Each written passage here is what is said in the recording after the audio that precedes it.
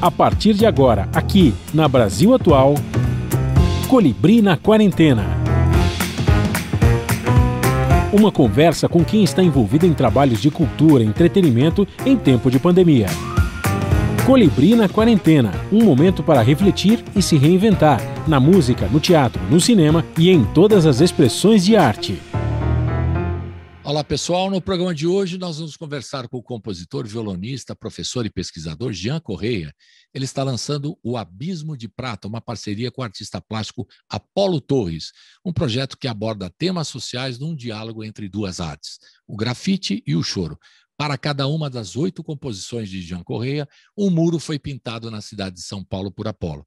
Através do QR Code presente em cada muro, é possível se apreciar a pintura, mural e a respectiva música simultaneamente.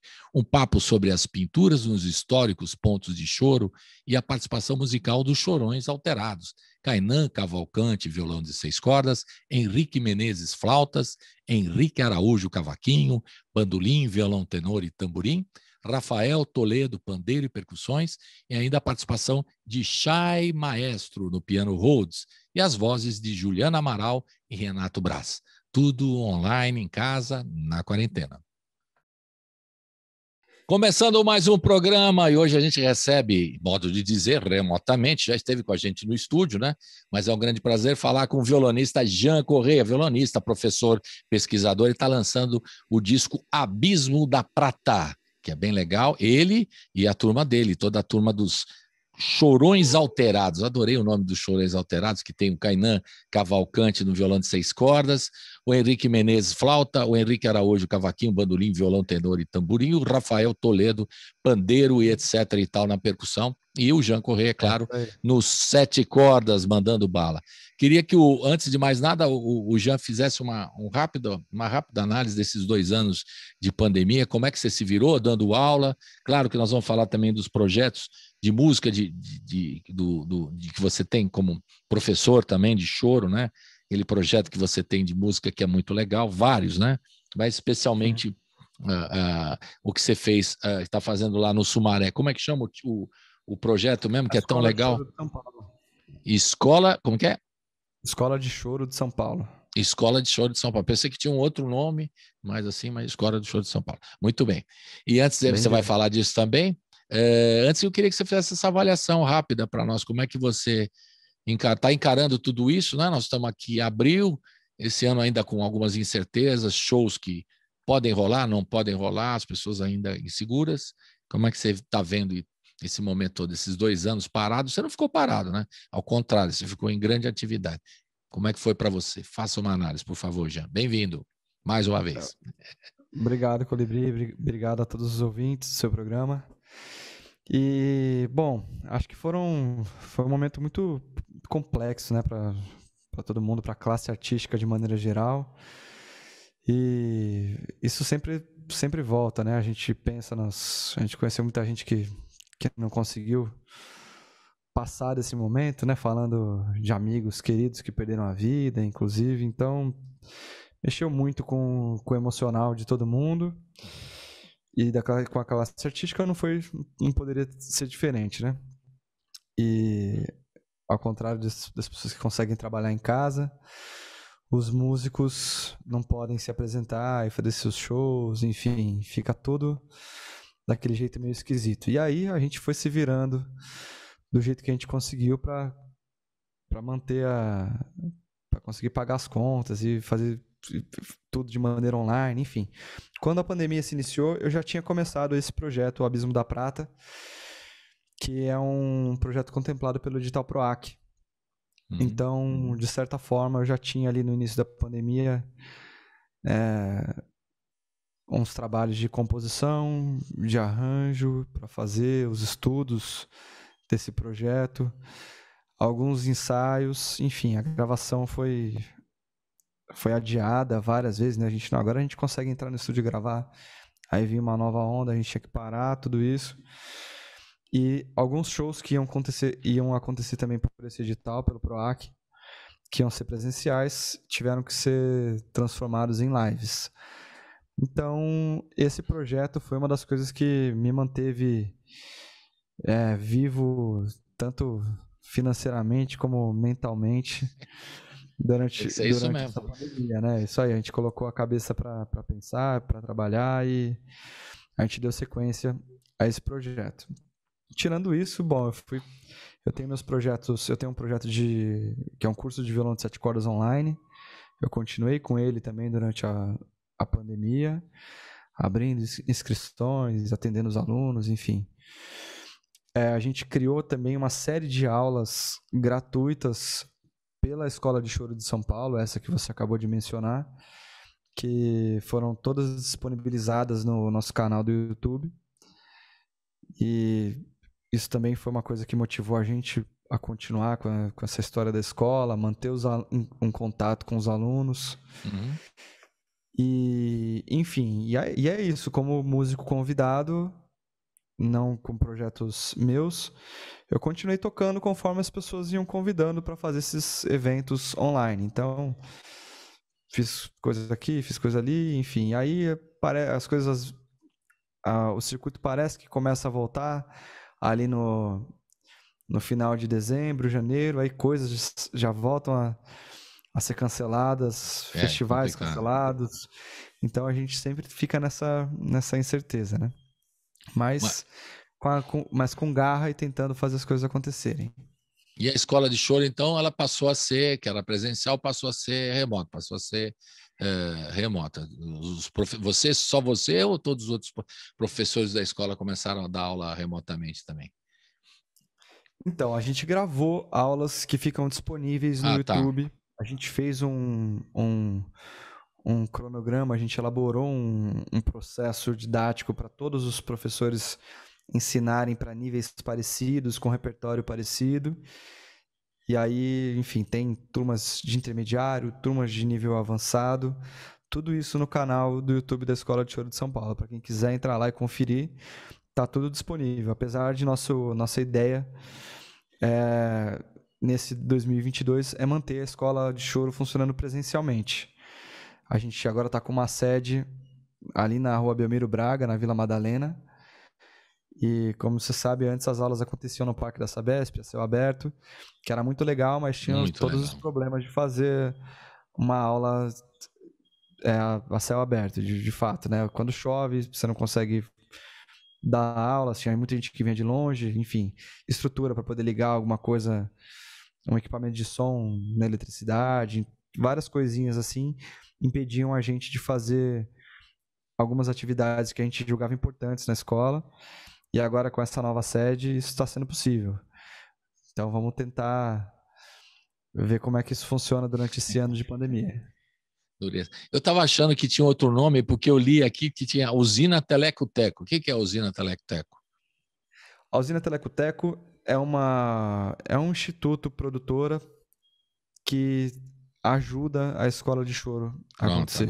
Agora, porque eu sabia que tinha alguma coisa de samba, assim, o Teleco-Teco, mas aí eu fui checar aqui e falei, mas tem a Usina Teleco-Teco, né, que eu pensei que fosse o nome da escola de choro, a escola de choro de São Paulo e a Usina Teleco-Teco é a produtora, é a produtora, é Exato. isso?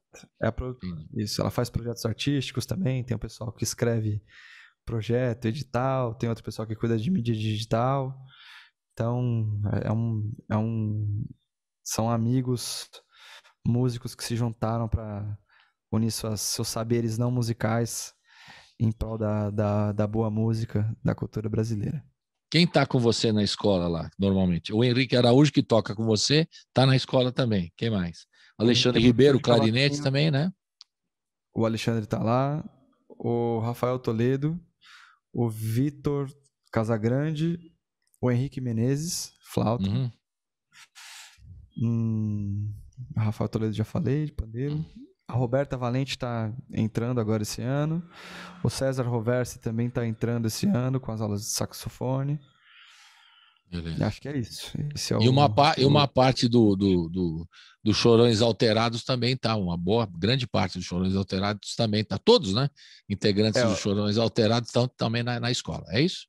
O Henrique Menezes, o Henrique Araújo e o Rafael Toledo. O Kainan Cavalcante não faz parte o Kainan da escola. Que não... Mas a gente traz ele para a escola também. Tudo bem. Vamos trazer. Agora, Jean, vamos falar um pouquinho do ponto de vista pessoal. Deu tudo certo aí? nenhuma da saúde, tudo bem com a família? Passando isso aí numa boa, ou você está sofrendo também com essas confusões todas? O profissional você já falou, agora eu queria saber o pessoal também. Tudo certo?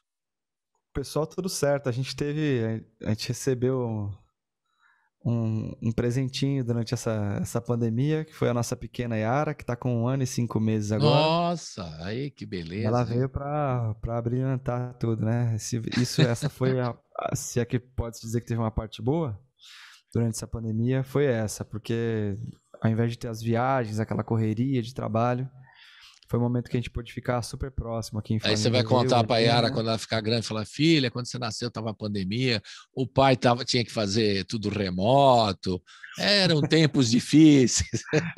Você vai contar essa história mais para frente. Eram tempos difíceis, mas a gente superou, né? Agora eu sou otimista. A gente superou e deu tudo certo. Eu gravei mais uns trocentos discos e seguiu a escola, foi tudo certo. Então, é isso que você vai contar É para a isso Yara. aí. Bem legal, bacana. Assim E o projeto esperamos, né? e o projeto do Abismo da Prata, como é que ele surgiu a ideia?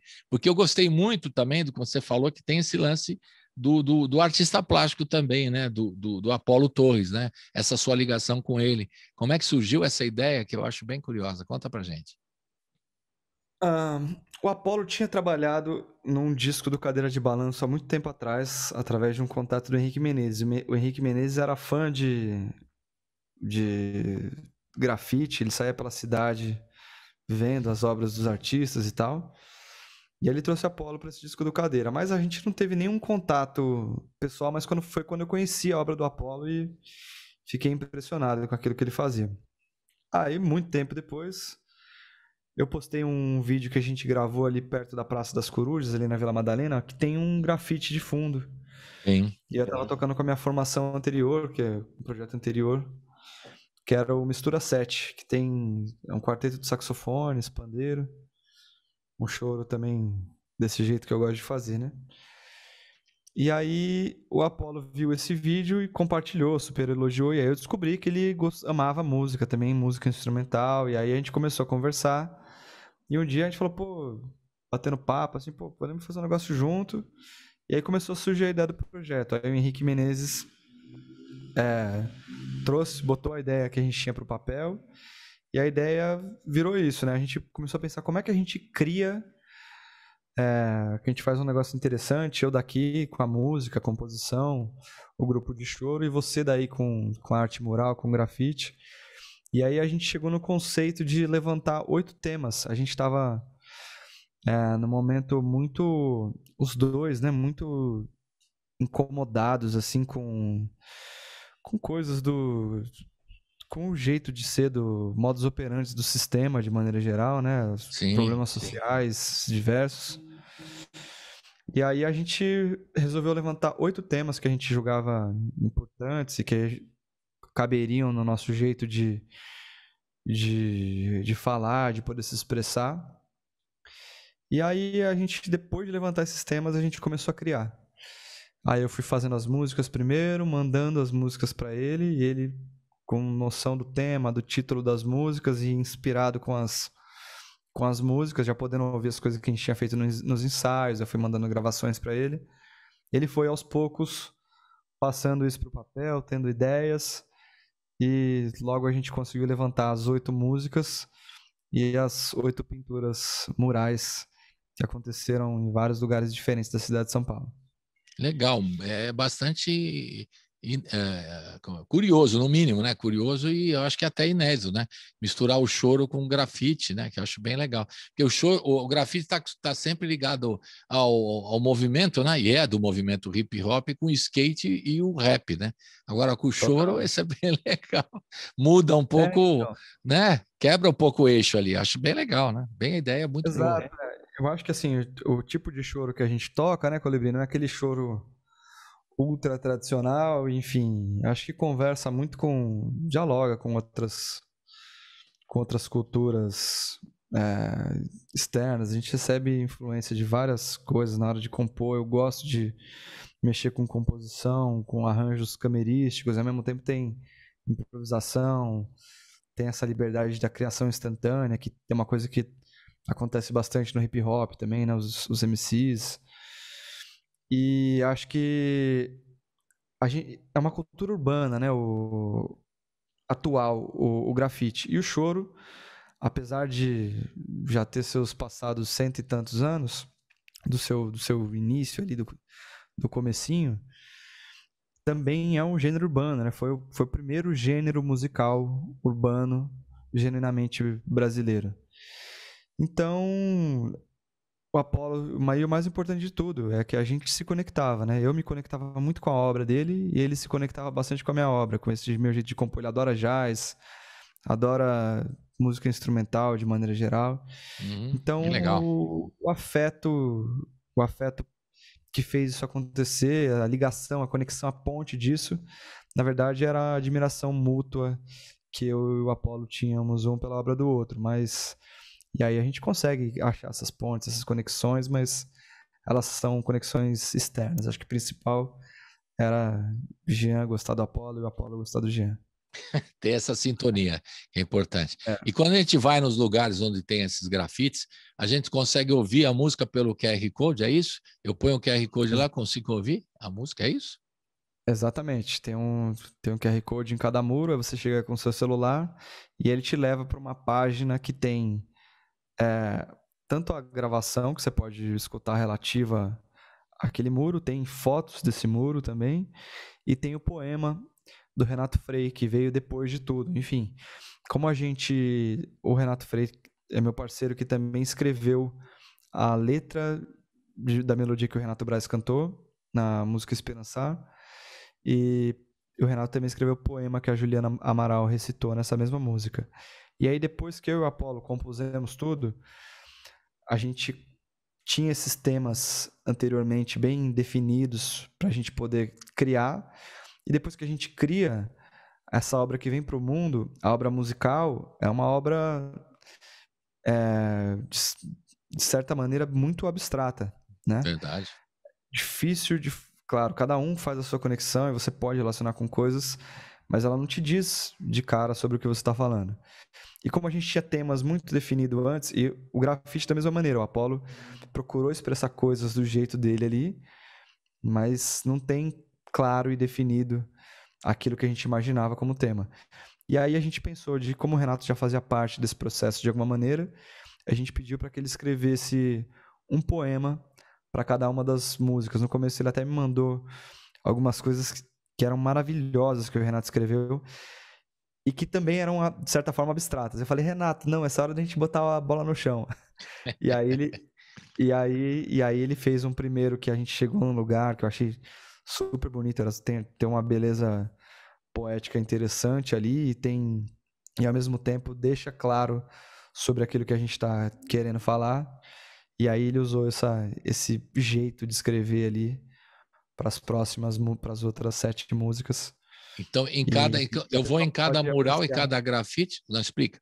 A gente vai em cada grafite, eu do QR Code lá com o computador, eu vejo as fotos, eu ouço a música e vejo o poema também do Renato Frei. Então é multimídia, poema, música e artes plásticas, grafite, Exato. artes plásticas. É bem legal, eu adoro. E é muito legal isso aí, muito bacana. E você, de certa forma, não, eu estava falando de certa forma, comecei a frase, não, você fez uma homenagem ao movimento do Clube do Choro de São Paulo, porque você faz em alguns lugares são emblemáticos, né? Capital Federal, lá o Silvinho, a Contemporânea, e o Clube do Choro mesmo na Moca, né? Você faz uma homenagem aos lugares do choro de São Paulo, que eu achei incrível isso. É quase um roteirinho do choro de São Paulo, né? Não é isso? É bem legal. Exatamente. Porque tem isso, você vai em outros lugares do mundo, já é bem legal. Você quer saber, por exemplo, o roteiro do rock em Londres, onde o cara gravou o show, tem isso, né?